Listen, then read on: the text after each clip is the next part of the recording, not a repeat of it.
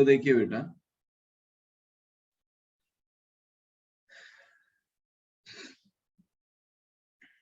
Moving charge and magnetism में हमने Biot-Savart law complete कर लिया था and after that we started फिर न्यूमेरिकल्स, ठीक है। और मैंने आपको right hand palm rule, right hand thumb rule ये दोनों बताए थे, ओके। अच्छा, अब आगे देखिए, यहाँ पर ये जो ट्रायंगल है इसमें करंट फ्लो हो रहा है और आपको फाइंड करना है कि ये जो पॉइंट P लिया हुआ है, इस पॉइंट P पर हमारी जो मैग्नेटिक फील्ड है वो क्या आएगी, इस पॉइंट P पे निकालना है, ठीक है।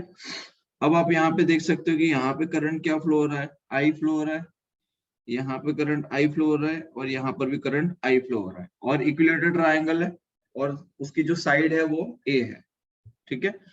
तो अब आप देखिए कि पॉइंट P पे फाइंड करना है, तो अगर मैं नाम दे देता हूँ यहाँ पर कि ये फर्स्ट वायर है, ये सेकंड वायर है और ये थर्ड वायर है, ठीक है। कोई कंडक्टर है, करंट कैरिंग कंडक्टर, तो फर्स्ट सेकंड और third, three wires are there.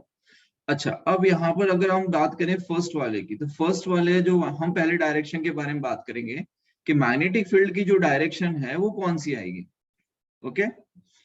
तो यहाँ पर आप बताइए कि फर्स्ट वाला जो वायर है बेटा, उसकी वजह से हमें जो मैग्नेटिक फील्ड है वो किस तरफ मिलेगी, कौन सा रूल यूज करके आप फाइंड कर सकते हैं पॉइंट P पे मैग्नेटिक फील्ड की डायरेक्शन, जल्दी से बताइए। Right hand palm rule. Right hand palm rule, exactly, very good. तो राइट हैंड पाम रूल का यूज करके हम यहाँ पर क्या बता सकते हैं, मैग्नेटिक फील्ड की डायरेक्शन। तो बताओ कौन सी डायरेक्शन होगी फर्स्ट की वजह से, अंदर या बाहर, इनवर्ड्स। इनवर्ड्स होगी, राइट। और सेकंड की वजह से इनवर्ड्स। Inwards, very good. और थर्ड की वजह से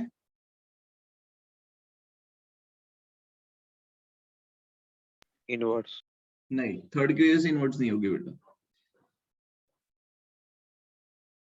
इनवर्ड्स होगी, यस सर। हाँ इनवर्ड्स होगी, राइट, सही है। थर्ड की वजह से भी इनवर्ड्स आएगी, गुड। अब ये जो डायरेक्शन हमने आइडेंटिफाई की, इसमें किसी को कोई डाउट है कि डायरेक्शन कैसे आइडेंटिफाई किया हमने, anyone has any doubt in this? No sir. इसमें किसी को कोई नो डाउट है तो सर। बताओ। अच्छा, मैं फिर भी एक बार बता देता हूँ, because I know few students बोलते नहीं है क्लास में, कुछ भी पूछते ही नहीं है, तो मैं बता देता हूँ। देखिए, हमने last time right hand palm rule के बारे में डिस्कस किया था, ठीक है। अब राइट हैंड पाम रूल में क्या होता है, जिस डायरेक्शन में करंट होता है उस डायरेक्शन में आपका थंब होना चाहिए, thumb will represent the direction of current, ठीक है। And stretch your finger towards the point P, right. For example, ये आपका करंट कैरिंग वायर है जिसमें ये जो पॉइंट है उसी डायरेक्शन में करंट जा रहा है, तो मैंने थंब की डायरेक्शन ये कर दी, और ये कोई पॉइंट है, इस पॉइंट पे मुझे फाइंड करना है, तो मैं क्या करूंगा, stretch the finger towards the point जहां पर मैं मैग्नेटिक फील्ड की डायरेक्शन फाइंड करनी है। तो अब आप देखिए मैग्नेटिक फील्ड की डायरेक्शन कहाँ है, अंदर की तरफ है, because this palm will represent the direction of magnetic field. बोलो।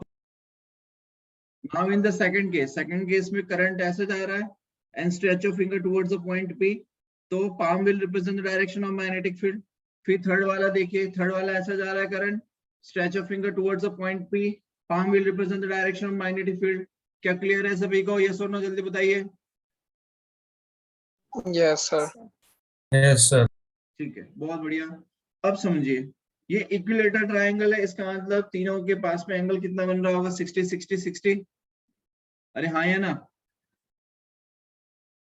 क्या ये एंगल 60 होगा, ये एंगल 60 होगा, ये एंगल 60 होगा, ठीक है। लेकिन उसका अगर हाफ कर दें तो ये कितना हो जाएगा, 30 डिग्री हो जाएगा, राइट। अरे हाँ या ना। अच्छा, ये कोई डीप डिस्टेंस है जो हमें आइडेंटिफाई करना होता है, तो ये a/2 हो जाएगा, क्या ये स्टेप क्लियर है, ये a/2 हो जाएगा, क्या ये स्टेप क्लियर है सभी को। अरे भाई, ये पूरा a है तो उसका आधा कितना यस हो सर। जाएगा, a/2 हो जाएगा। ठीक है, थोड़ा सा दिमाग चलाइए जल्दी से बेटा। अच्छा, अब ये a/2 हो जाएगा और ये एंगल हो गया आपका 30 डिग्री। तो tan 30 कितना होता है, परपेंडिकुलर अपॉन बेस। तो परपेंडिकुलर कितना आ जाएगा d, और बेस कितना है, तो बेस है आपका a/2। ठीक है, तो tan 30 की वैल्यू कितनी होती है, तो 1/√3 होती है tan 30 की वैल्यू। और यहाँ पर आप देखिए d/a/2, तो 2 ऊपर आ जाएगा तो 2d/a हो जाएगा। तो d की वैल्यू कितनी आ गई, a/2√3। क्या ये स्टेप क्लियर है यहाँ तक सभी को? अरे हाँ या ना? Sir. Yes, कोई sir. डाउट हो तो बताओ किसी को यहाँ पर। Anyone has any doubt? No, sir. Good. So now we have d, θ1 and θ2 we have, और हमारे पास जो फॉर्मूला है बेसिक वो क्या है, b = μ0I/4πd sin θ1 plus sin θ2, right? यही फॉर्मूला है बेटा। हमारा जो बेसिक फॉर्मूला है वो तो यही है, b = μ0I/4πd sin θ1 plus sin θ2। क्या यही फॉर्मूला है, यस और नो? अच्छा, अब हमने क्या किया, यहाँ पर ये 3 वायर्स है, तीनों की डायरेक्शन सेम है, 1 2 and 3, 3 वायर्स आर देयर, सब कुछ सेम है, तो तीनों की वजह से मिलने वाली मैग्नेटिक फील्ड भी सेम होगी, यस और नो? तीनों की वजह से मिलने वाली मैग्नेटिक फील्ड भी सेम होगी, यस और नो? Yes. राइट? जब तीनों की वजह से मिलने वाली मैग्नेटिक फील्ड सेम है तो मैंने 3 टाइम्स कर दिया उसको। क्या कर दिया बेटा, 3 टाइम्स कर दिया। बोलो यहाँ तक क्लियर है सभी को? Yes, sir. ठीक है, अब यहाँ पर समझो कि sin θ1 plus sin θ2 हमने वैल्यू पुट करी sin 60 plus sin 60, तो μ0I/4πd, d की वैल्यू पुट की हमने a/2√3।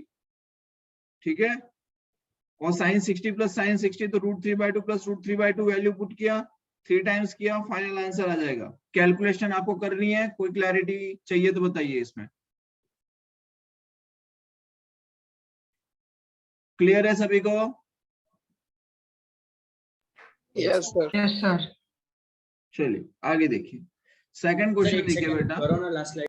हाँ ये देखिए,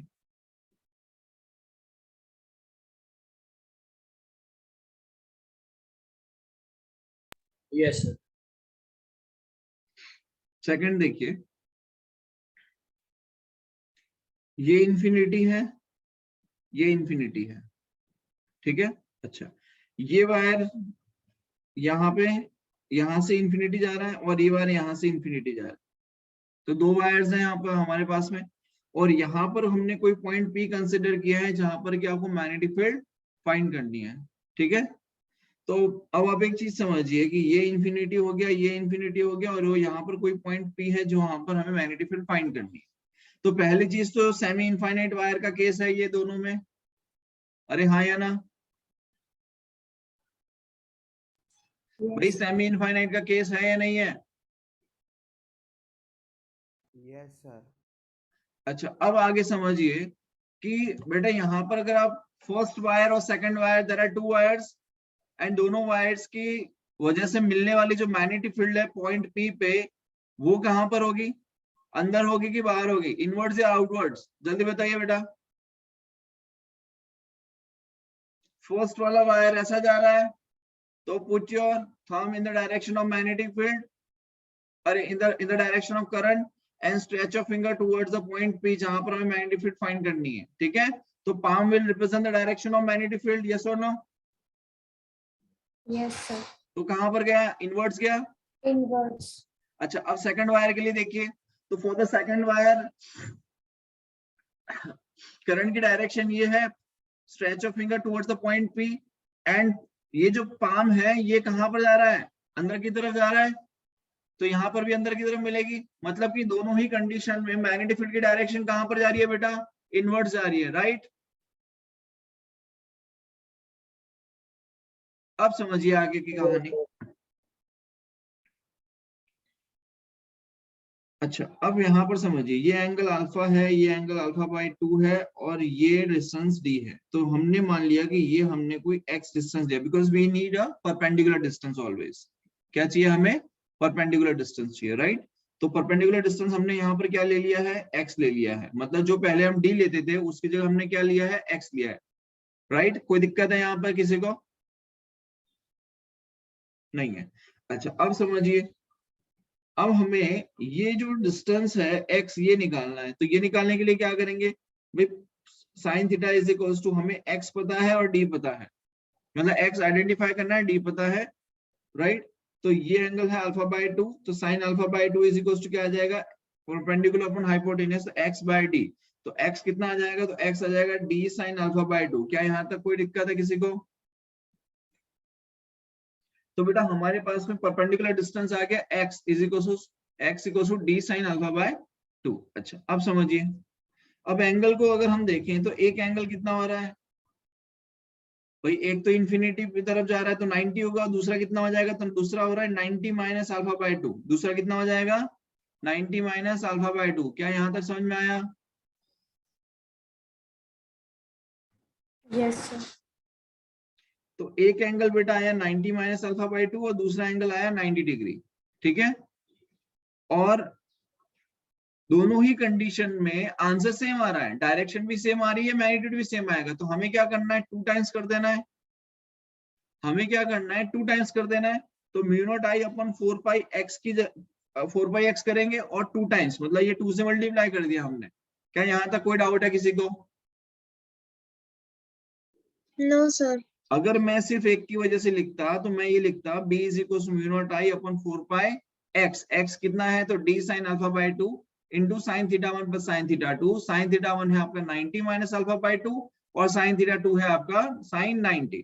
अब अच्छा हमारे पास दो सेम तरीके के वायर हैं, दोनों में सब कुछ सेम है, तो मैंने इसको 2 से मल्टीप्लाई कर दिया, बस इतना चेंज आया। अब समझिए साइन 90 की वैल्यू कितनी होती है, तो साइन 90 की वैल्यू होती है बेटा 1, और साइन 90 माइनस अल्फा बाय 2 कितना आ जाएगा, तो ये हो जाएगा cos अल्फा बाय 2। क्या यहां तक क्लियर है?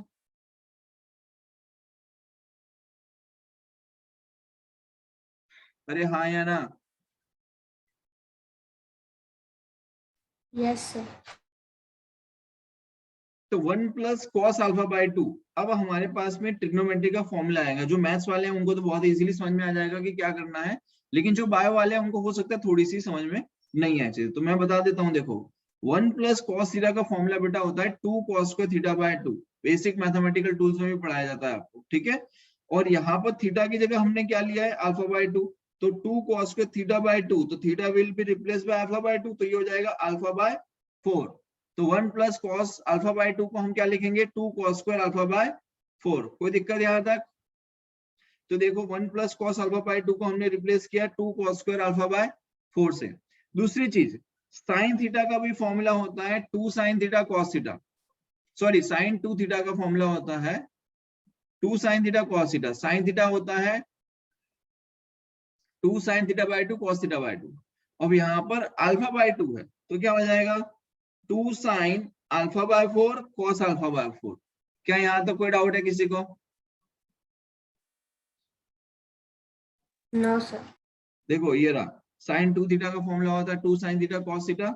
साइन थीटा का फॉर्मूला होता है 2 sine theta by 2 cos theta by 2। अब थीटा को हमें सिर्फ रिप्लेस करना है किससे, अल्फा बाय 2 से। तो sine alpha by 2 is equal to 2 sine theta will be replace by alpha by 2, तो अल्फा बाय 4 हो जाएगा, और theta will be replace by alpha by 2, तो अल्फा बाय 4 हो जाएगा। तो ये हो जाएगा 2 sign alpha by 4 cos alpha by 4। बोलो क्लियर है? Yes, sir. अब हमने यहाँ पर सारी वैल्यूज को पुट कर दिया है। जब सारी वैल्यूज को पुट कर दिया है तो आपको क्या मिल जाएगा, आंसर मिल जाएगा। बस खत्म हो गया। जो कट रहा है उसको काट दो, जो नहीं कट रहा है उसको रहने दो, आपको आंसर मिल जाएगा। बोलो क्लियर है बेटा? Yes, Yes, sir. sir. Yes, sir. बोलो यहाँ तक किसी को कोई डाउट हो तो पूछो पहले।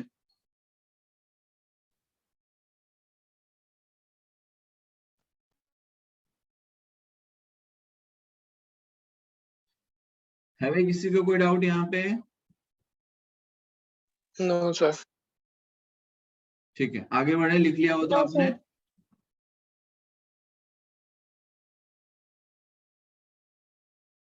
आगे बढ़े बेटा। Yes, sir. Yes. चलिए ठीक है, अब आगे देखिए। नेक्स्ट है एन साइडेड पॉलीगन। नेक्स्ट क्या है, एन साइडेड पॉलीगन। अब एन साइडेड पॉलीगन है मतलब कितनी भी हमने मतलब कि एन नंबर ऑफ साइड्स ली हुई है। क्या लिया हुआ है, n नंबर ऑफ साइड्स हमने कंसिडर की हुई है इसके अंदर। जब आप n नंबर ऑफ साइड्स लेके चलोगे, ठीक है, तो क्या होता है देखिए, जैसे कि हमने मान लिया कि ये एक साइड हो गई, ये दूसरी साइड हो गई, ये तीसरी साइड हो गई, ऐसी बहुत सारी साइड्स हमने ले ली, ठीक है, और in each side there is a current I, और ये कोई सेंटर पे हमने पॉइंट P कंसीडर किया है जहां पर हमें इसकी वजह से क्या फाइंड करनी है, मैग्नेटिक फील्ड फाइंड करनी है, ठीक है। दूसरी चीज आपको दी गई है कि इसकी जो टोटल लेंथ है बेटा वो दी गई है 2πr। अब टोटल लेंथ 2πr क्यों दी गई है, इसको हम आगे चल के देखेंगे क्या रीजन है इसके पीछे, ठीक है। फिलहाल हम इसको in the form of numerical एक बार सोचते हैं कि करना क्या है। अब आप एक चीज समझिए, इसकी टोटल लेंथ है 2πr, कितनी है 2πr, और कितने साइड का है ये, n साइडेड पॉलीगन है। मतलब कि अगर मैं किसी एक साइड की लेंथ निकालनी है मुझे, तो मुझे क्या करना पड़ेगा, 2πr/n करना पड़ेगा, यस और नो। भाई मान लो बहुत सारी 1 2 3 4 5 6 7 8 9 10 ऐसे n साइड्स हैं, और सबकी टोटल लेंथ कितनी है, तो 2πr है, तो किसी एक की कितनी हो जाएगी, किसी एक की कितनी हो जाएगी, 2πr/n हो जाएगी, यस और no. Yes sir. Yes, sir. तो मैंने यहाँ पर क्या किया, मैंने किसी एक साइड की निकाली, वो है 2πr/n, कितनी आ गई, 2πr/n, ठीक है। चलो अब हमें लेंथ का तो पता चल गया कि लेंथ एक साइड की कितनी है, 2πr/n है। अच्छा, दूसरी चीज यहाँ पर एक समझिए कि अगर आप मैग्नेटिक फील्ड फाइंड करेंगे, उसकी डायरेक्शन, देखो डायरेक्शन मैं सबसे पहले निकलवाने की कोशिश इसलिए करता हूं ताकि हमें ये पता चल सके कि क्या हम इसे डायरेक्टली ऐड कर सकते हैं या इसका कंपोनेंट निकालने के बाद ऐड कर सकते हैं। समझ में आ रहा है, अगर सबकी डायरेक्शन सेम आती है तो आप डायरेक्टली ऐड कर सकते हो, अगर डायरेक्शन अलग अलग आ रही है तो फिर हमें क्या करना पड़ेगा, हमें हो सकता है कंपोनेंट्स का भी यूज करना पड़ सकता है, डिपेंड्स ऑन द क्वेश्चन, ठीक है। फॉर एग्जांपल यहाँ पे करंट जा रहा है I and stretch your finger towards the point P, तो कहाँ जा रहा है, बाहर की तरफ आ रही है, यस और नो, आउटवर्ड डायरेक्शन Yes, है। sir. Yes sir. फिर सेकंड वाला देखो, सेकंड वाले में n साइड है, ये 1 मान लो, ये 2 मान लो और ये 3 मान लो, पहले 3 का देखते हैं फिर n की बात करें, ठीक है। फिर सेकंड वाला देखो, तो करंट की डायरेक्शन ये है, stretch of finger towards the point P, अब पाम जो है वो किस तरह की तरफ है, मेरी तरफ है, मतलब आउटवर्ड डायरेक्शन है, क्लियर है, राइट। अब थर्ड वाला देखिए, तो थर्ड में करंट की डायरेक्शन ये है, stretch of finger towards the point P and palm जो है वो बाहर की तरफ है, क्या ये क्लियर है बेटा आपको, यस सर। क्लियर है बेटा। चलिए अब आगे देखिए, अच्छा अब यहाँ पर हमें एक चीज क्लियरली पता है कि 2πr तो इसकी क्या है, टोटल लेंथ, और n साइडेड है, तो हम ये मान के चलते हैं कि इसका क्या बोलते हैं, एंगल कितना होगा, टोटल 2π होगा। भाई टोटल एंगल कितना हो सकता है, 2π हो सकता है, भाई टोटल एंगल कितना हो सकता है यार गुरु, ये कितना हो सकता है, 2π हो सकता है, राइट। अच्छा अगर एंगल 2π हो सकता है, लेकिन यहाँ पर n साइड्स है, कितनी साइड्स है, n, तो थीटा कितना आ जाएगा, 2π/n आ जाएगा, थीटा कितना आ जाएगा, 2π/n आएगा, यस और नो।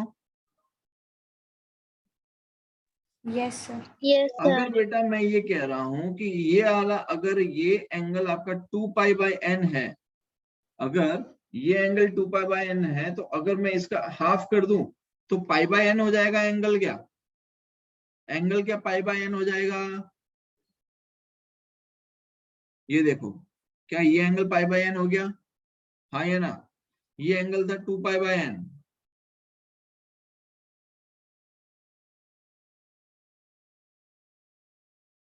ये angle theta is equal to था 2π/n, ठीक है। और यहां पर मैं ये एंगल निकालने के लिए कह रहा हूं जो कि है π/n, क्या समझ में आ रहा है, भाई पूरा था उसका आधा Yes, कर दिया sir. तो π/n हो जाएगा, बोलो हाँ या ना। Yes Yes, sir. sir. अच्छा ये लेंथ कितनी हो गई, पहले अगर ये लेंथ निकाल रहे थे तो कितनी आ रही थी, 2πr/n आ रही थी, अब उसका भी आधा कर देंगे तो कितनी आ जाएगी ये लेंथ, πr/n हो जाएगा, बोलो हाँ या ना। Yes, sir. Yes, sir. तो बेटा एंगल, ये एंगल कितना आ जाएगा, tan थीटा हमने निकाला, tan थीटा क्या आ जाएगा,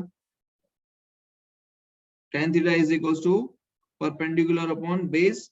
तो परपेंडिकुलर हमारे पास में, ये अगर मैं एंगल ले लेता हूँ दिस, ये आपने पाई बाय एन एंगल लिया है, ठीक है, उसी एंगल को मैं ले रहा हूँ कि tan pi by N is equal to perpendicular upon base, because हमें डी निकालना है, बिकॉज हमें क्या निकालना है, d. D is that distance between the, जहां से करंट पास हो रहा है जिस पॉइंट पे हमें फाइंड करना है, उन दोनों के बीच में जो डिस्टेंस है वो डी है, वो हमारे पास होना ही चाहिए, तभी आप क्वेश्चन को सॉल्व कर सकते हो। तो हम डी आइडेंटिफाई करने के लिए ये सारी मजदूरी कर रहे हैं। तो डी निकालने के लिए क्या करना पड़ेगा, tan theta is equal to perpendicular upon base. तो परपेंडिकुलर आपका कितना आया, पाई आर बाय एन, और बेस कितना आया, तो बेस आ गया आपका डी। तो ये देखो पाई आर बाय एन बाय डी, और एंगल कितना है, तो tan pi by N is the angle. तो डी की वैल्यू कितनी आ गई, तो डी की वैल्यू आ जाएगी pi are by N into cot pi by N. बोलो यहां तक कोई डाउट है तो बताओ भाई। 1/10 No, sir. आया तो कॉट कर दिया मैंने उसका, बस इतना किया है, और कुछ भी नया नहीं है इसमें। बोलो यहां तक समझ में आया, Yes, sir. कोई डाउट Yes, हो तो sir. बताओ। ठीक है, अब हमारे पास है वही हमेशा की तरह फॉर्मूला जो अप्लाई करना रहता है, mu naught I upon 4 pi D, ठीक है, वही वाला फॉर्मूला अप्लाई करेंगे। अच्छा, तो हम यहाँ पर देखो क्या करना पड़ेगा हमें,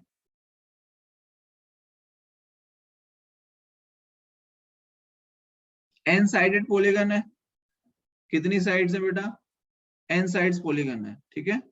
तो फॉर्मूला क्या है हमारे पास है, mu naught I upon 4 pi D sine theta 1 plus sine theta 2। तो थीटा 1 कितना है, पाई बाय एन, थीटा 2 कितना है, पाई बाय एन, है कि नहीं, अरे हाँ या ना। तो Yes, mu sir. Not I Yes, upon sir. 4 pi D, D की वैल्यू कितनी रखी बेटा हमने, ये देखो डी की वैल्यू हमारे पास में कितनी है, यहाँ पर है डी की value pi are by N into cot pi by N. तो यहाँ पर हमने लिखा pi are by N into cot pi by N. क्या ये हमारे पास डी की वैल्यू है, बोलो हाँ या ना। Yes, sir. ठीक है, अच्छा अब आगे देखो, अब ये हमने एक पूरी इक्वेशन बना ली, sine pi by N plus sine pi by N हो जाएगा 2 times of sine pi by N, ठीक है। जहां से जो कट रहा था उसको कट किया हमने, और फाइनली हमारे पास में बेटा मैग्नेटिक फील्ड आ गई, n square mu naught I upon 2 pi square r into 10 pi by N into sine pi by N. बोलो यहां तक कोई डाउट हो तो बताओ पहले, है किसी को कोई doubt.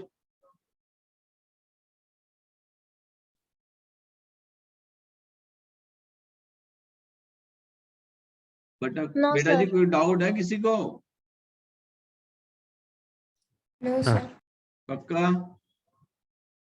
Yes, sir. Yes, sir. चलिए बहुत बढ़िया, अब आगे देखिए। Yes, sir.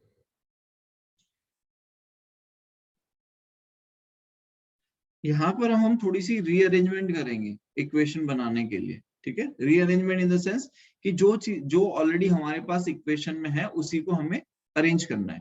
फॉर एग्जांपल ये N square upon pi square है, इसे मैं रीअरेंज करूंगा कैसे, ये एन स्क्वायर को नीचे लेके आएंगे तो क्या होगा, pi square by N square हो जाएगा। देखो N square mu naught I upon 4 2r into pi square, ये हमारे पास में है। अब ये N square upon pi square है, तो एन अपॉन पाई हो जाएगा। इसको अगर मैं नीचे लेके आ जाऊंगा इक्वेशन के, तो क्या हो जाएगा, पाई बाय एन हो जाएगा। बोलो हाँ या ना। अरे n square upon pi square को क्या 1 upon pi square by N square लिख सकते हैं कि नहीं लिख सकते,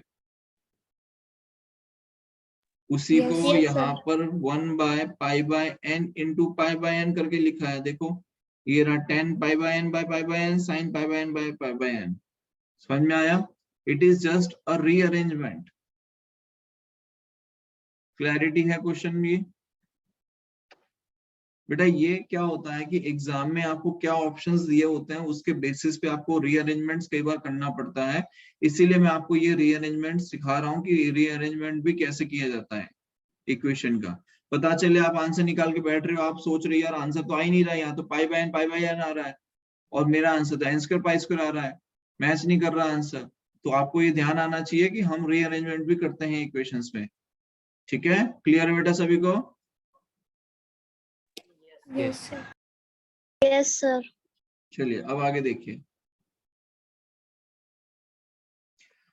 अब यहाँ पर अगर मान लीजिए कि जो n साइड्स हमने कंसिडर की, जो n साइड्स हमने कंसिडर की है, अगर हम ये कहें कि n साइड जो है वो इनफाइनाइट है, 1 2 3 या 4 नहीं, इनफाइनाइट है।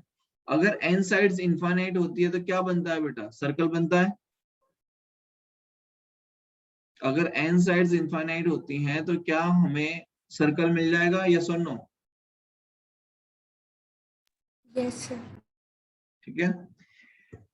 If there are infinite sides polygon, then polygon becomes a circle. ये सबको पता होता है। एंड इसीलिए मैंने आपको बताया था सर्कमफ्रेंस, हमें सर्कमफ्रेंस ऑफ सर्कल क्या मिलती है? 2 पाई आर। दैट्स व्हाई हमने पहले क्या लिया था? टोटल लेंथ 2 पाई आर इसीलिए ली थी, बिकॉज मुझे आपको ये चीज बतानी थी। समझ में आया आप? अरे हाँ या ना? बोलो। Yes, sir. कोई डाउट तो नहीं है?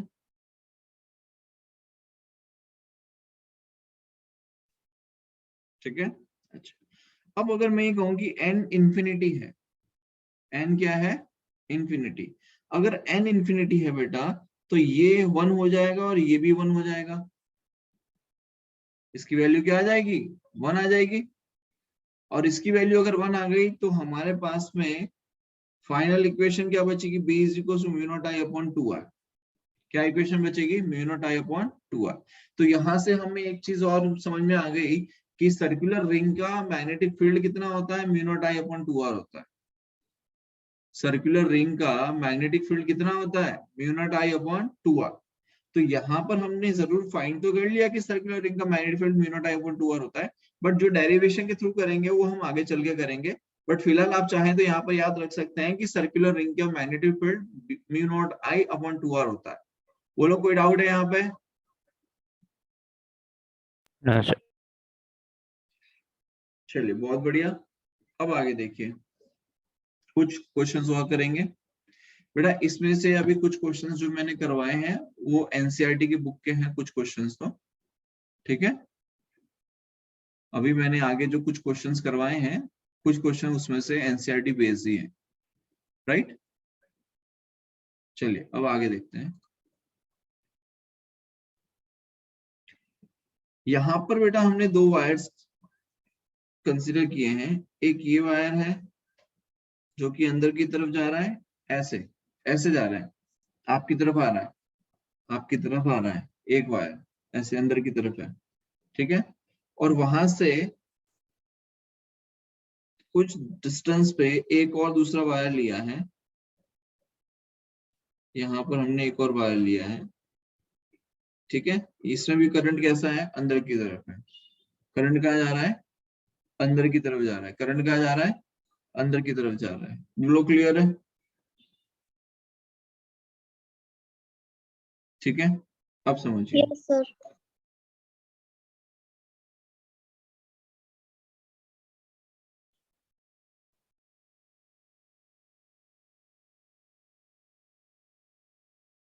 ये कोई पॉइंट पी है, यहाँ पर मैं फाइंड करना है, ठीक। तो ये डिस्टेंस गिवन है 4 मीटर और सेंटर से यहाँ से इसकी दूरी दी है 3 मीटर और यहाँ से ये डिस्टेंस दिया है 3 मीटर। इतनी चीजें गिवन है इनफाइनाइट वायर, ठीक। तो वायर कहाँ अंदर की तरफ जा रहा है? करंट, करंट कहाँ जा रहा है? अंदर की तरफ जा रहा है, इनफाइनाइट, ठीक है। तो यहाँ पर आप देखिए, करंट अगर अंदर की तरफ जा रहा है तो मैग्नेटिक फील्ड की डायरेक्शन देखिए। करंट बेटा अंदर की तरफ जा रहा है, stretch of finger towards the point P, दिख रहा है सभी को? करंट अंदर की तरफ जा रहा है, stretch of finger towards the point P. तो मैग्नेटिक फील्ड की डायरेक्शन ऐसे आएगी, अरे हाँ या ना, बोलो। Yes, Yes, sir. sir. तो ये फर्स्ट वाले वायर की वजह से ऐसे आई, ठीक है। सेकंड वाला वायर देखो, मैग्नेटिक फील्ड ऐसे है, पॉइंट पी ऐसा है, ठीक है, इसकी वजह से ऐसे आ रही है, बोलो हाँ या ना। एक की वजह से ऐसे गई, दूसरी की वजह से ऐसे गई, समझ में आ रहा है? डायरेक्शन क्लियर है माइंड में सबके? बेटा डायरेक्शन क्लियर करना बहुत ज्यादा जरूरी है मैग्नेटिक फील्ड में, नहीं तो सब लटक सर एक जाओगे। बार वापस करो ना, थोड़ा कंफ्यूजन हो गया था। देखो इधर, करंट की डायरेक्शन इनवर्ड्स है बेटा, ठीक है, और stretch of finger towards the point P, तो मैग्नेटिक फील्ड की डायरेक्शन ऐसे आएगी, मतलब कि यहाँ पर कहीं आएगी ऐसे, समझ में आया? मैग्नेटिक फील्ड की डायरेक्शन ऐसे आ गई। अब दूसरा जो वायर है इसमें करंट ऐसा जा रहा है, magnetic field stretch of finger towards the point P, ये करंट ऐसे जा रहा है stretch of finger towards the point P, तो मैग्नेटिक फील्ड ऐसा जाएगा, तो मैग्नेटिक फील्ड इसमें ऐसा जाएगा। बोलो आई बात समझ में? Yes, sir. Yes, sir. अब समझो आगे कहानी। अब ये क्वेश्चन में आपको यहाँ पर देख के इतना पता चल रहा है कि ये 3 है और ये 4 है, तो ये एंगल कितना आना चाहिए?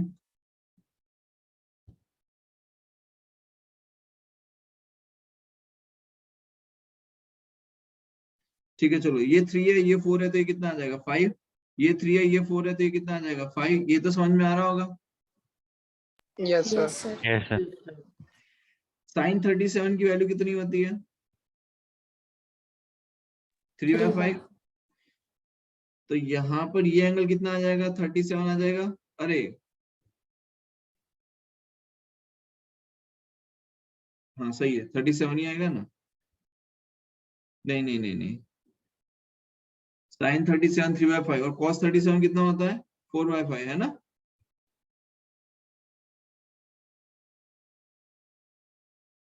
यस, तो ये एंगल 37 डिग्री बन जाएगा। अरे हाँ या ना? Yes, sir. बेटा कॉस 37 लगा दो या साइन 37 लगा दो, दोनों ही कंडीशन में क्या ये एंगल 37 बन रहा है? बेटा कॉस 37 मतलब Yes, Yes, base sir. Upon hypotenuse, और साइन 37 मतलब परपेंडिकुलर अपॉन हाइपोटेनियस, दोनों ही कंडीशन में 37 डिग्री आ रहेगा। समझ में आ रहा है? अरे क्लियर है बेटा? Yes, sir. अच्छा ये बताओ ये वाला एंगल कितना आएगा? 53.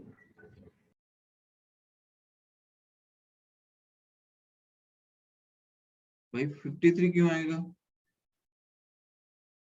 है तो ये 4, तो बेस अपॉन हाइपोटेनियस करेगा तो यही बनेगा। कॉस 37 के अकॉर्डिंग ये भी तो 37 ही आ रहा है बेटा।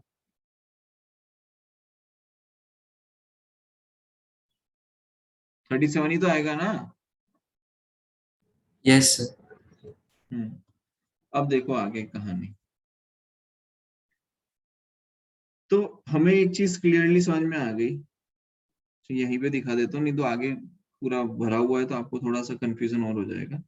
तो मान लो ये वायर 1 है, ये मान लो वायर 2 है, तो वायर 1 की वजह से मैग्नेटिक फील्ड मैंने आपको बताया यहाँ मिल रही है कुछ इस तरीके से B1, और वायर 2 की वजह से मान लो यहाँ मिल रही है हमें मैग्नेटिक फील्ड B2। तो दोनों की वजह से मिलने वाली जो मैग्नेटिक फील्ड है उसका रिजल्टेंट यहाँ मिल रहा होगा अलोंग दैट एक्सिस, बिकॉज एक ऐसे जा रहा होगा एक ऐसा जा रहा होगा, तो ये और ये कंपोनेंट तो कैंसिल हो जाएगा उसका, तो सिर्फ एक ही कंपोनेंट बच रहा होगा इसका B1 प्लस B2 का।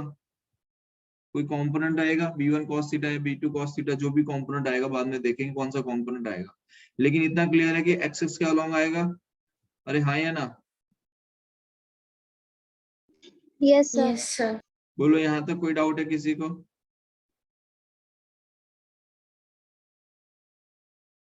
अरे किसी को कोई डाउट हो तो बताओ पहले बेटा जल्दी से। No, sir. चलिए ठीक है, अब आ जाओ यहाँ पर। तो हमें ये दिख रहा है कि ये एंगल आपका 37 है, ये एंगल आपका 37 है, ठीक है, बहुत बढ़िया। ये 37 है तो ये 53 हो गया,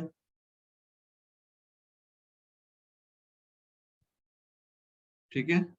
अच्छा अब यहाँ पर एक चीज समझिए, ये हमने निकाल लिया कि भाई ये आपका B1 cos 30, ये आपका B1 आ गया।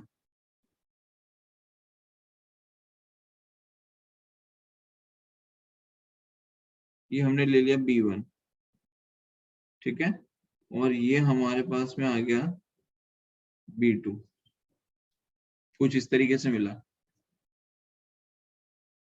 ठीक। अब हमें ये पता चल गया कि ये 37, ये 37 और ये जो एंगल बन रहा है, ये एंगल बन रहा है 53। ये एंगल कितना बन रहा है? 53। मतलब परपेंडिकुलर से B1 ने बनाया 53। अगर ये 53 होगा तो ये कितना आ जाएगा? 37, ठीक है। ये 53 तो ये 53, तो ये कितना आ जाएगा? 37।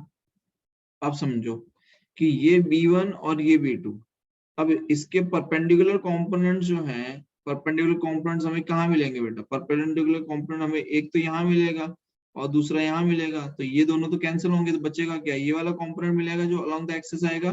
तो B1 cos 37, B2 cos 37 को ऐड करेंगे बेटा। अब दोनों का मैग्नीट्यूड सेम आएगा बिकॉज सब कुछ सेम है। तो B1 plus B2 cos 37 को हम B1 cos 37 plus B2 cos 37 को हम लिख सकते हैं B cos 37 plus B cos 37। तो कितना हो जाएगा? 2 times of B cos 37। बोलो हाँ या ना? Yes, sir.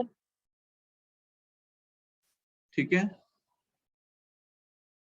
अच्छा, अब एक चीज समझो, for infinite wire magnetic field कितनी होती है? Mu naught I upon 2 pi D. For the infinite wire magnetic field का फॉर्मूला क्या है? Mu naught I upon 2 pi D. Yes और नो? पढ़ा था हमने बेटा?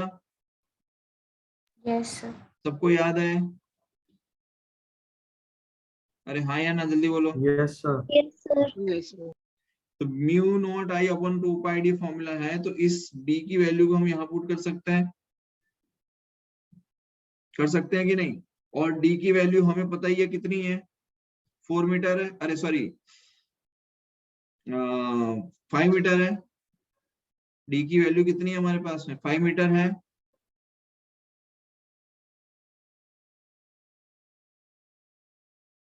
तो 2b cos 37, 2 times of b की value mu naught I upon 2 pi D, d is 5, cos 37 की वैल्यू 4/5, सब वैल्यूज को पुट करेंगे and you will get the net magnetic field.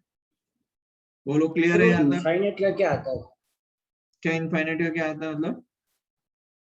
वो आपने लिखा है ना, फॉर इनफाइनाइट वो कुछ है सर। इनफाइनाइट वायर की मैग्नेटिक फील्ड का फॉर्मूला बेटा, ये फॉर्मूला लिखा ना मैंने इनफाइनाइट वायर का। Yes sir. वो है इनफाइनाइट वायर के लिए हम नहीं लिखते कि मैग्नेटिक फील्ड हमें मिलती है mu naught I upon 2 pi D. हाँ सर। तो बस उसको हमने यहाँ पे प्लेस किया है, नेट मैग्नेटिक फील्ड के अंदर b की वैल्यू तो रखनी पड़ेगी ना हमें। Okay sir. समझ में आ गया? चलिए आगे बढ़िए। क्लियर है सभी को यहाँ तक?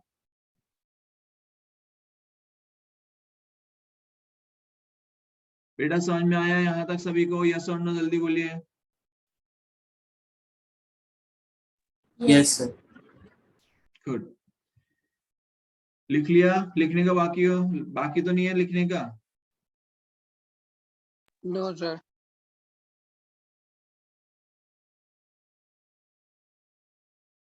ठीक है, अब यहाँ पर आगे देखिए। अब हमने बेटा लिया है इनफाइनाइट थिन शीट। क्या ले लिया हमने? इनफाइनाइट थिन शीट कंसिडर की है। अब इनफाइनाइट थिन शीट में क्या होता है देखिए कि ये हमने एक शीट ली है। शीट सभी समझते हैं? शीट समझते हैं सभी? थी एकदम पतली सी है, चपटी एकदम, ठीक है। अब उसमें ये डिस्टेंस दिया हुआ है a और यहां से l डिस्टेंस पे कोई पॉइंट p कंसीडर किया हुआ है और इसमें करंट फ्लो हो रहा है, करंट I। ये भी इनफाइनाइट है, ये भी कैसा है? इनफाइनाइट।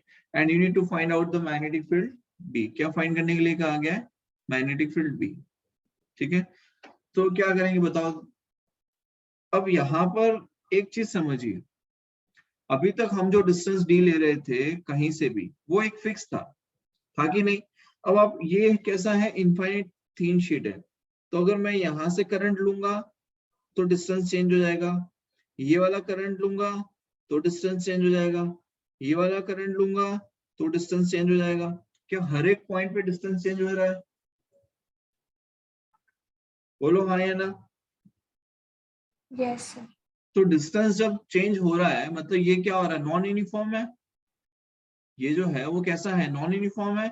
जब नॉन यूनिफॉर्म होता है तो हम उसे सॉल्व करने के लिए क्या करते हैं, इंटीग्रेशन करेंगे। ये बोलो हाँ या ना। हम क्या करेंगे, इंटीग्रेट करेंगे बेटा। लेकिन इंटीग्रेट करने के पहले हमें क्या करना पड़ेगा, उसको छोटे से पार्ट्स में डिवाइड करना पड़ेगा कि हमने कोई x डिस्टेंस पे एक dx एलिमेंट ले लिया, मतलब ये छोटा सा पार्ट ले लिया dx एलिमेंट का। कितनी दूरी पे, तो यहां से x दूरी पे हमने कोई dx एलिमेंट ले लिया। अब उस dx एलिमेंट में करंट कितना फ्लो हो रहा होगा, तो di करंट फ्लो हो रहा होगा। कर सकते हैं कि नहीं कर सकते, बोलो। सर फिर से बोलना। मैं बेटा ये कह रहा हूं कि इनफाइनाइट थिन शीट है। अब इनफाइनाइट थिन शीट है, अब शीट है इसका मतलब क्या हुआ कि भाई करंट तो इसमें भी देखो, यहां भी करंट फ्लो हो रहा होगा, यहां पर भी करंट फ्लो हो रहा होगा, यहां पर भी करंट फ्लो हो रहा होगा, यहां पर भी करंट फ्लो हो रहा होगा, यहां भी फ्लो हो रहा होगा कि नहीं, पहले बताओ। Yes sir. अब मैं ये कह रहा हूं कि यहां से मान लो आपने डिस्टेंस x लिया, तो यहां से डिस्टेंस क्या लेना पड़ेगा y, यहां से क्या लेना पड़ेगा z, यहां से क्या लेना पड़ेगा w। तो हर एक पॉइंट पे डिस्टेंस तो चेंज हो रहा है, और डिस्टेंस तो d हम एक ही बार लेते हैं, हर बार चेंज थोड़ी ना करते रहते हैं। भाई फॉर्मूला हमारे पास में क्या है, b = μ0I/4πd sin θ1 + sin θ2, ये बेसिक फॉर्मूला हमारे पास में है या नहीं। तो d थोड़ी ना हर बार हम अलग अलग रख रख के फाइंड करेंगे उसको। तो हमें क्या करना पड़ेगा कि हम इसको सॉल्व करने के लिए क्या कर सकते हैं कि भाई x डिस्टेंस पे जाके dx एलिमेंट का पार्ट ले लो। भाई यहां से x डिस्टेंस पे मैंने माना कि एक छोटा सा dx एलिमेंट लिया, और इस dx एलिमेंट के अंदर करंट कितना फ्लो हो रहा है, तो di फ्लो हो रहा है। और उस di को आप क्या कर दो, बाद में उस di की वजह से मिलने वाले मैग्नेटिक फील्ड को फाइंड करो, और फिर आप इंटीग्रेट कर दो लिमिट लेके। समझ में आया? अरे समझ में आया? Yes sir. Yes, sir. चल अब देखिए, देखो क्या किया गया है यहाँ पे कि ये जो पॉइंट P है, यहां से x डिस्टेंस पे जाकर हमने कोई dx एलिमेंट लिया है, देखो लिया है कि नहीं, एक छोटा सा dx एलिमेंट दिख रहा है आपको, ये dx एलिमेंट है। अरे यार तुम लोग ना बोलते नहीं हो, बड़ी समस्या है तुम्हारे जीवन की। ये dx एलिमेंट ले लिया हमने छोटा सा ऐसे, x पे जाके dx। अब आया, अब दिख रहा है, समझ में आ रहा है? Yes, sir. Yes, sir. ठीक, तो x पे जाके dx ले लिया। तो अब आप ये बताओ कि इसमें जो करंट फ्लो हो रहा होगा वो कितना हो रहा होगा। तो करंट फ्लो हो रहा होगा भाई, अगर पूरे में I फ्लो हो रहा था तो इसमें di होगा, because very small amount of element हमने कंसीडर किया है। तो di जो आएगा वो क्या आएगा, तो करंट I इस A में फ्लो हो रहा था, करंट I किसके थ्रू फ्लो हो रहा था, इस A के थ्रू। तो I/A इंटू dx लिख सकते हैं, बोलो हाँ या ना। तो small amount of current di is equals to I/A into dx। समझ में आया?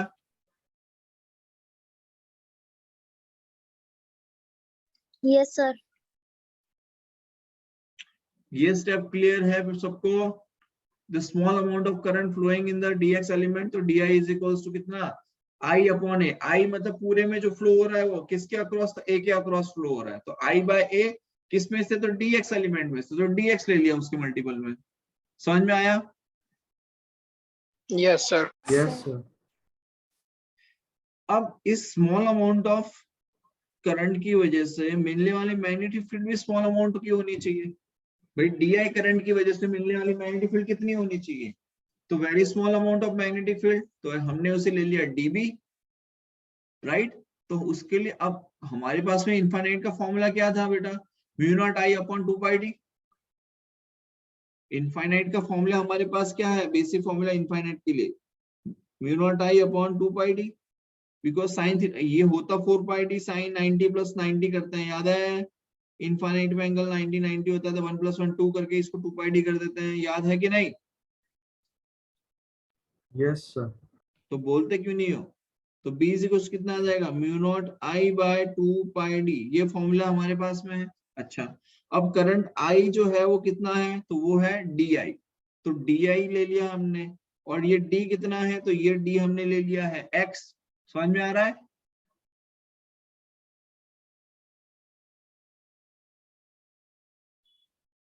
तो हम लिखेंगे mu naught into DI upon 2 pi X।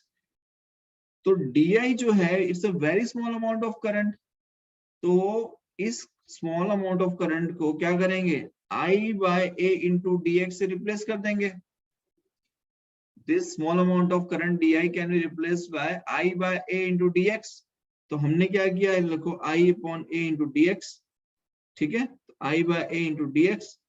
तो हमारे पास में लिमिट अब कहां से कहां तक लेंगे, लिमिट कहां से कहां तक देंगे, तो देखो ये A है और यहां से A प्लस L डिस्टेंस है, तो लिमिट स्टार्ट करेंगे कहां से कहां तक, सॉरी उल्टा कर दिया, जस्ट अ मिनट,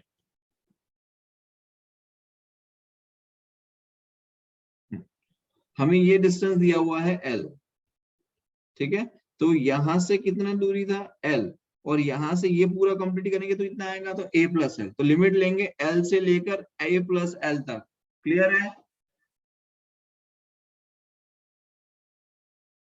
अरे हाँ ना, Yes, sir. तो Yes, L से sir. लेकर A प्लस L तक, तो integration from L to A plus L, mu naught DI is represented by I by A into DX by X into 2 pi, मतलब कि mu naught upon 2 pi X और DI की value put कर दी I by A into DX। बोलो यहाँ तक किसी को कोई डाउट हो तो बताओ पहले।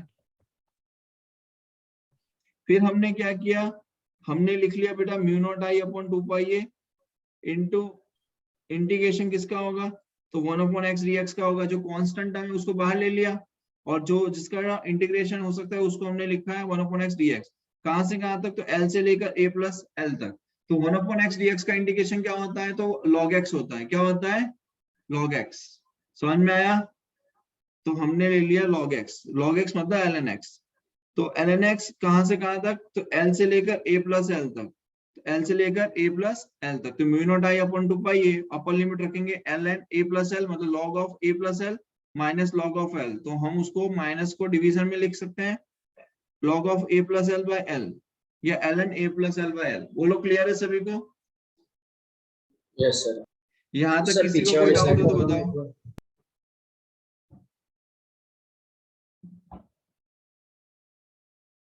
सर आपने 1/x dx के बाद क्या किया सर, वो स्टेप समझाओ। 1/x dx के बाद में, हाँ 1/x dx के बाद में log x ले लिया बेटा, इंटीग्रेशन ऑफ 1/x dx क्या होता है, log x से तो होता है, ओके ओके सर।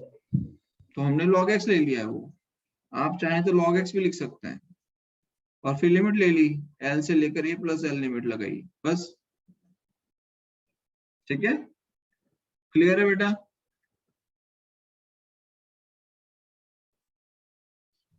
हाँ Yes, सर। sir. किसी को कोई डाउट हो इसमें तो बताओ जल्दी से।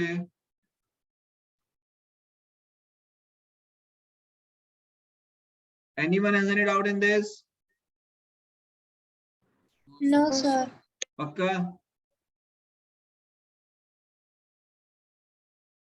ठीक है, चलिए आगे देखिए।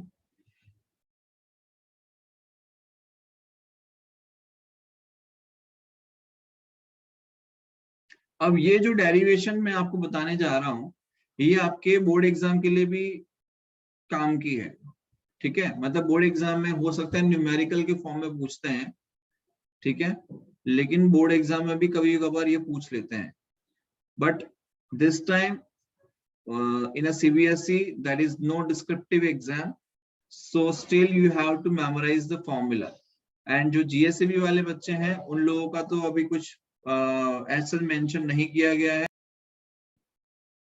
ठीक है, वैसे यहाँ पर हम मैग्नेटिक फील्ड को लेकर चलेंगे, ठीक है, इसीलिए मैं आपको बोल रहा था कि इलेक्ट्रोस्टैटिक्स टाइम ज्यादा लेता है, लेकिन मैग्नेटिक फील्ड में ज्यादा टाइम नहीं लगेगा, बिकॉज कंसेप्ट सेम चलते हैं। अच्छा, अब चलिए स्टार्ट करते हैं। मान लीजिए कि ये सर्कुलर रिंग है, ये सर्कुलर रिंग है, दिखाई दे रही है आपको? Yes, sir. अच्छा, अब ये सर्कुलर रिंग फिलहाल दिख रही है आपको कुछ इस तरीके से, ठीक है। अगर मान लो मैं इस पॉइंट पे मैग्नेटिक फील्ड फाइंड करने के लिए कहूँ, इस पॉइंट पे मतलब कि यहाँ पर, मतलब कि ये इसकी एक्सेस हो जाएगी, दिख रहा है आपको?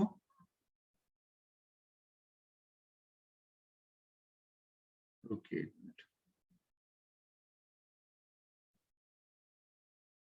कुछ इस तरीके से देखें, ये सर्कुलर रिंग है और ये इसकी एक्सेस है, दिख रही है? तो I am asking you to find the magnetic field here at this point. Clear है बेटा सभी को? Yes. अच्छा, अब यहाँ पर जो है वो करंट कैसे फ्लो हो रहा है? ऐसे फ्लो हो रहा है सर्किट, ये जो है रिंग, इसमें करंट इस डायरेक्शन में फ्लो हो रहा है, ऐसे, ठीक है, एंटी क्लॉकवाइज डायरेक्शन में। कैसा? एंटी क्लॉकवाइज डायरेक्शन में करंट फ्लो हो रहा है, ठीक। अब यहाँ पर दूसरी चीज जो आपको ध्यान रखनी है वो ये कि फिलहाल ये आपको ऐसा दिख रहा है, लेकिन मैं नोटबुक में ऐसे बाहर की तरफ दिखा नहीं सकता, तो मैं आपको ऐसे करके दिखाऊंगा। समझ में आ रहा है? मतलब कि ये आपकी रिंग है और यहाँ पर आपको मैग्नेटिक फील्ड फाइंड करना है, तो करंट की डायरेक्शन तो वही एंटी क्लॉकवाइज रहेगी। तो अब यहाँ पर एक चीज समझिए, on the basis of current आपको मैग्नेटिक फील्ड की डायरेक्शन आइडेंटिफाई करनी है। तो कैसे करते हैं? वैसे तो मैं आपको लास्ट में बताता हूँ, बट अभी आपको पहले ही बता देता हूँ कि मैग्नेटिक फील्ड की डायरेक्शन कैसे आइडेंटिफाई करनी है आपको इसमें। कि जब भी रिंग वाला केस है या जब भी लूप वाला केस आता है, उसमें आपको अपने फिंगर्स को कर्ल करना है इन द डायरेक्शन ऑफ करंट। याद रखिएगा, फिर से बोल रहा हूं, जो लूप वाली कंडीशंस आती हैं, सर्कुलर लूप वाली कंडीशंस आती हैं, वहां पर आपको अपनी फिंगर्स को कर्ल करना है इन the direction of current. For example, ये अगर डायरेक्शन है करंट की, ऐसे जा रहा है करंट, समझिए ऐसे करंट जा रहा है एंटी क्लॉकवाइज, इसका मतलब ऐसे कर्ल करेंगे आप फिंगर्स को, तो thumb will represent the direction of magnetic field, thumb will represent the direction of magnetic field. Clear है बेटा सभी को? Yes, sir. ठीक है। अच्छा, अगर करंट की डायरेक्शन क्लॉकवाइज होगी तो मैग्नेटिक फील्ड कैसे मिलेगी? कुछ इस तरफ मिलेगी, यस और नो? Yes, sir. क्लियर है? Yes, sir. ठीक।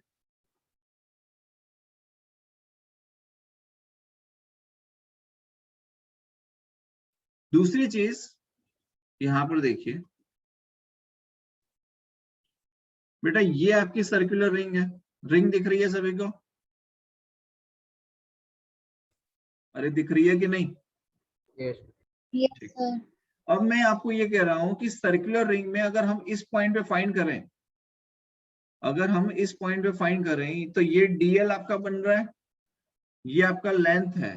मतलब हम एक काम करो, समझो, ये सर्कुलर रिंग है, ठीक है, जिसकी सर्कमफ्रेंस 2 पाई आर होगी, हमें पता है, रेडियस आर है, सर्कमफ्रेंस 2 पाई आर होगी।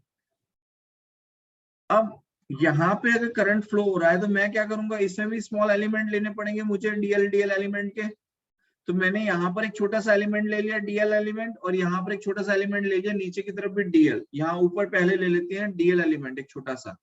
उस डीएल एलिमेंट में करंट कितना फ्लो हो रहा होगा? तो डीआई करंट फ्लो हो रहा होगा। अरे हाँ या ना? Yes, yes, sir. DL length का एलिमेंट लिया है, तो डीएल लेंथ के एलिमेंट में करंट कितना फ्लो हो रहा होगा? डीआई फ्लो हो रहा होगा, very small amount of current. अब एक चीज मुझे बताओ कि अगर मुझे इस पॉइंट पे फाइंड करनी है मैग्नेटिक फील्ड, ये डीएल एलिमेंट है, ध्यान से समझना बेटा, गड़बड़ मत करना, ये डीएल एलिमेंट है, और इस डीएल एलिमेंट की वजह से मुझे इस पॉइंट पे मैग्नेटिक फील्ड फाइंड करनी है, ठीक है। तो डीएल एलिमेंट और यहां से ये आर डिस्टेंस है, ये कितना डिस्टेंस है? Small R. ये आपका रेडियस है कैपिटल आर, और ये है आपका स्मॉल आर डिस्टेंस, जो हम डी लेते थे ना वो डिस्टेंस है ये स्मॉल आर। तो डीएल और आर के बीच में बनने वाला एंगल कितना आएगा?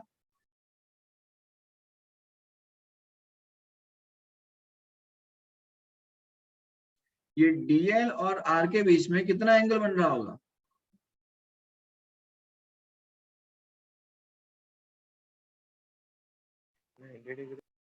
हाँ बोलो, जोर से बोलो।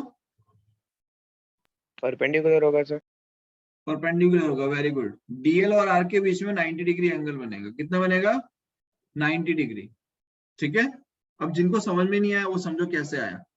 बेटा ये आपका बहुत ही छोटा एलिमेंट हमने लिया है डीएल, यहां पर हमने एक छोटा सा एलिमेंट लिया डीएल। अब आप ये आर है, ठीक है, अब आप मुझे बताओ यहाँ पर छोटा सा एलिमेंट जो डीएल है दिख रहा है क्या सबको? Yes. Yes, sir. और ये आर एलिमेंट, ये आपका आर है। तो अब आप मुझे बताओ कि डीएल और आर के बीच में अगर मैं निकालूंगा, लो चलो ये हो गया डीएल आपका, ये डीएल हो गया और आपका ये आर हो गया। तो अब बताओ डीएल और आर के बीच में कितना एंगल बनेगा?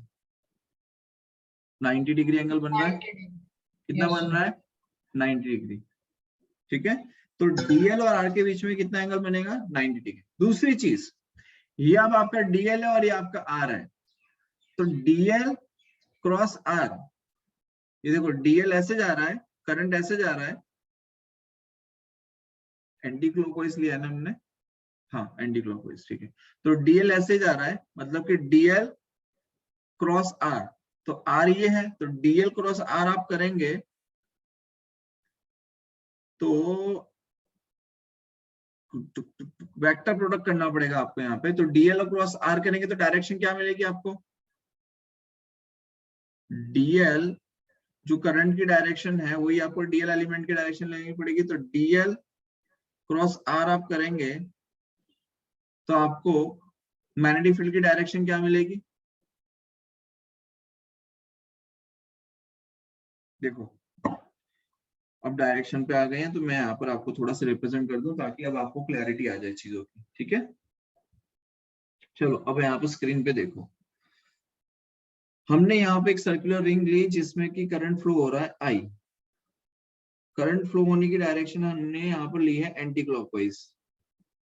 ठीक है, दूसरी चीज आपको बताया गया कि अब पहले मैंने रिंग आपको इस तरीके से रिप्रेजेंट की है, ये रिंग है, यहाँ पॉइंट पी है, यहाँ पर हमें फाइंड करना है। लेकिन अगर मैं इसको ऐसे घुमा दूं तो क्या ये ऐसा बन जाएगा जो स्क्रीन में शो किया हुआ है मैंने? हाँ या ना? ये Yes. डीएल और ये आर हो गया।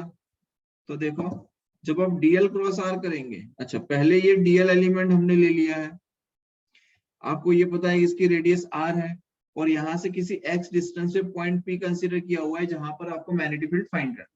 ठीक है, तो हमने यहाँ पे कंसीडर किया कि चलो भाई यहाँ पर एंगल कोई थीटा बन रहा है। अब डीएल क्रॉस आर, तो ये जो आर डिस्टेंस बन रहा है बेटा, ये आर डिस्टेंस कितना आएगा?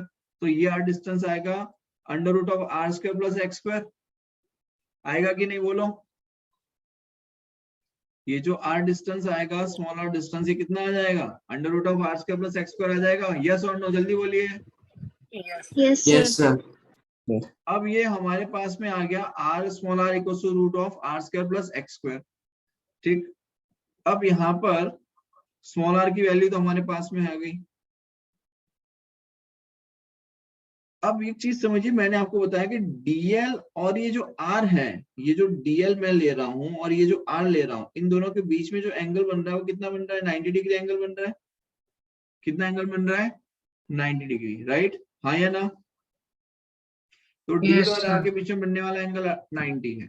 अब डीएल क्रॉस आर जब आप करेंगे, तो ये डीएल और ये आर है, तो डीएल क्रॉस आर आप करेंगे तो आपको जो थंब की डायरेक्शन है वो ऐसे मिल रही है, अपवर्ड डायरेक्शन। मतलब मैग्नेटिक फील्ड की डायरेक्शन आपको ये मिलेगी। आप अपने आप करके देखो तो आपको आइडिया लग पाएगा कि DL right cross R, DL cross R, तो आप करेंगे तो ये डायरेक्शन हमें मिलेगी। तो डीएल क्रॉस आर करने पे हमें मैग्नेटिक फील्ड की डायरेक्शन ये मिल रही है। ठीक है, सिमिलरली जब आप नीचे की तरफ करेंगे डीएल ये जो नीचे की तरफ करंट जा रहा है, small amount of D element ले लेंगे यहाँ पर। तो जब आप यहाँ पर करेंगे डीएल क्रॉस आर, तो यहाँ पर डायरेक्शन आपको कहाँ मिल रही है, डाउनवर्ड डायरेक्शन, ये मिल रही है आपको डीपी। पहले ये चीज क्लियर कर लो माइंड में कि ये डायरेक्शन कैसे मिल रही है। देखो अगर मैं आपको सिंपल तरीका बताऊं, हम ए क्रॉस बी कैसे करते हैं कि ए क्रॉस बी, तो थंब क्या रिप्रेजेंट करता है, वेक्टर सी रिप्रेजेंट करता है।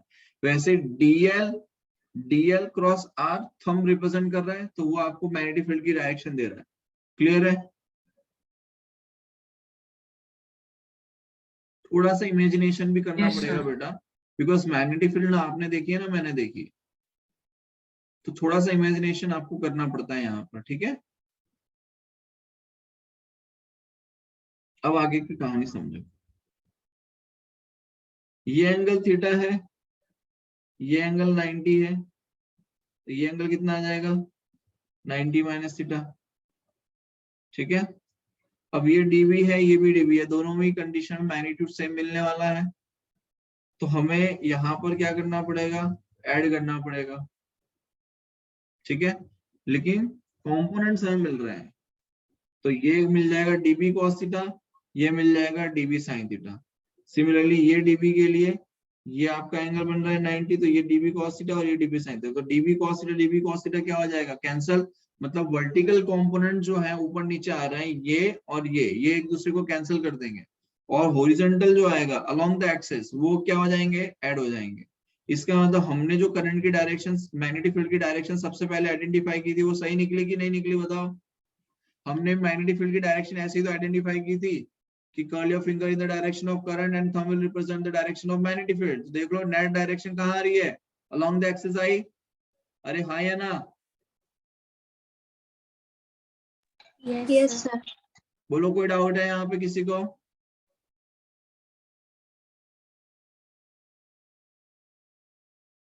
बोलो भाई, कोई डाउट है किसी को? No, sir. तो देखो मैग्नेटिक फील्ड के लिए हमने लिखा बेटा DB is equal to mu naught I into DL cross R upon 4 pi R cube. ये हमारे पास है Biot Savart law. Biot Savart law यही तो है, mu naught I upon mu naught I into DL cross R upon 4 pi mod of R cube. तो DL cross R किया तो क्या है, DL R sine theta, theta की value कितनी है 90 डिग्री। तो एक आर से एक आर कैंसिल हो गया, तो मैग्नेटिक फील्ड हमें मिला mu naught I DL upon 4 pi R square. क्या यहाँ तक क्लियर है सभी को?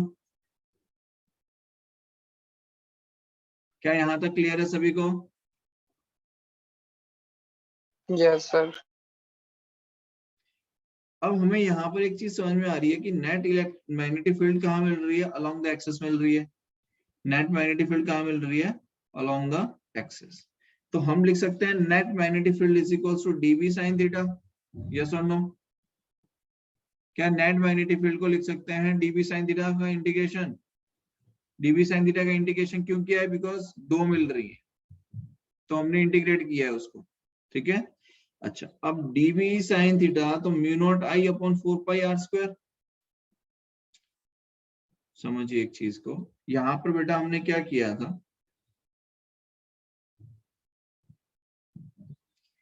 कि ये डीएल एलिमेंट लिया और ये डीएल एलिमेंट लिया, लेकिन हमें तो पूरी रिंग की वजह से निकालना है। तो पूरी रिंग की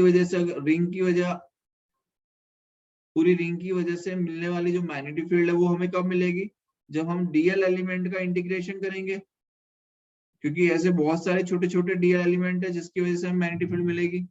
अरे यस और नो? लेकिन सभी हमें एक ही डायरेक्शन में मिल रहा है, सभी हमें एक ही डायरेक्शन में मिलेंगे। अरे हाँ या ना?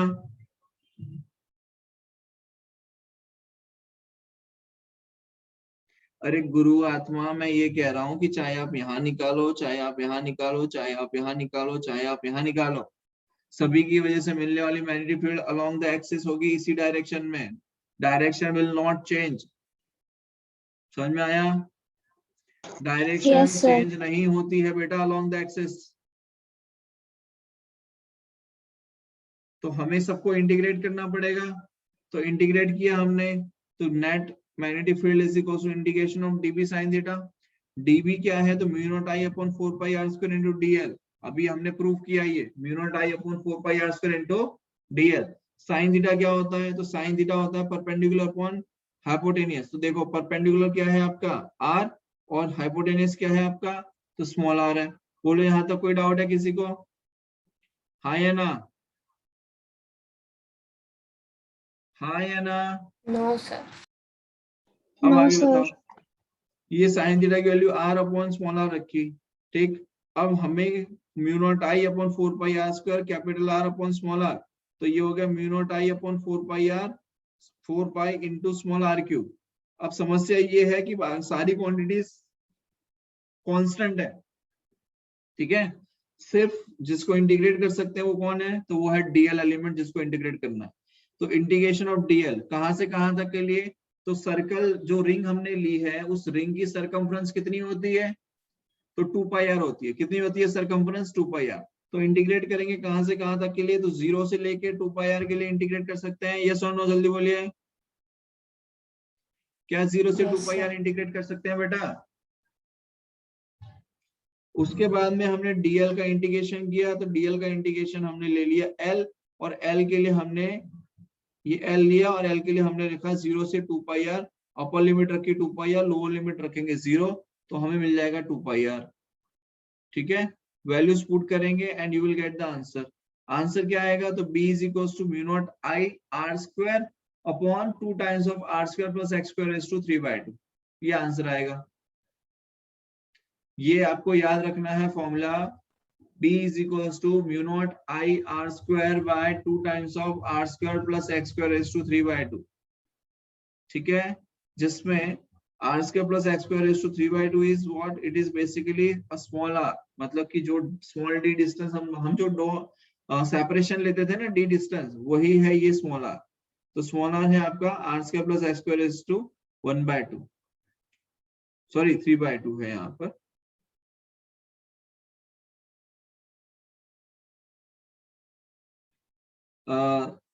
सॉरी, ये है हमने जो आगे लिया था, स्मॉल आर की वैल्यू हमें मिल रही थी under root of R square plus X square, लेकिन हमें मिल रहा है यहाँ पर R square plus X square raise to 3/2। कितना मिल रहा है? R square plus X square raise to 3/2।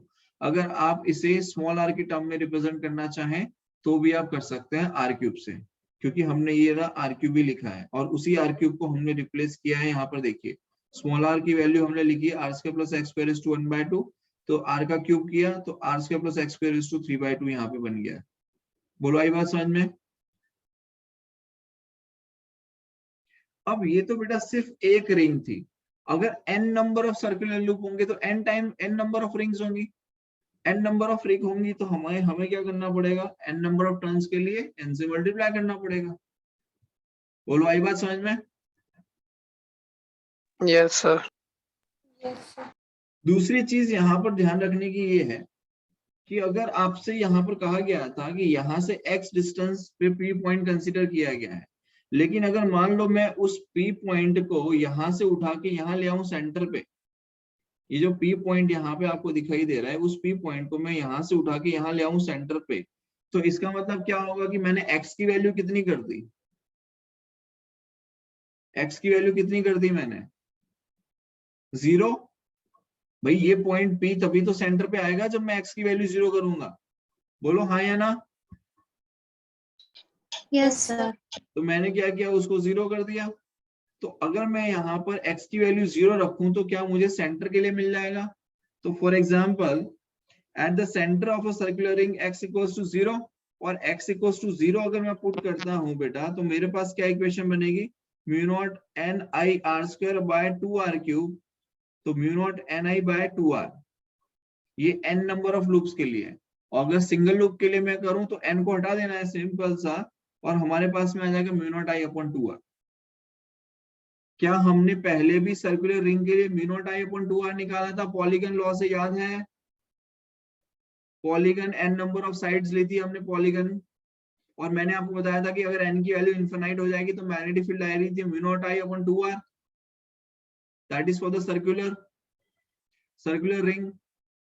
क्या वही हमारे पास में फिर Yes, से sir. फॉर्मूला आ गया? b is equal to mu naught I upon 2r, yes और नो? क्या यहाँ तक क्लियर है बेटा सभी को? Yes, sir. पक्का? Yes, sir. ओके चलिए ठीक है, बस आज की क्लास यहीं तक रखेंगे, कल हम इससे आगे बढ़ेंगे अब, ठीक है? Okay, sir.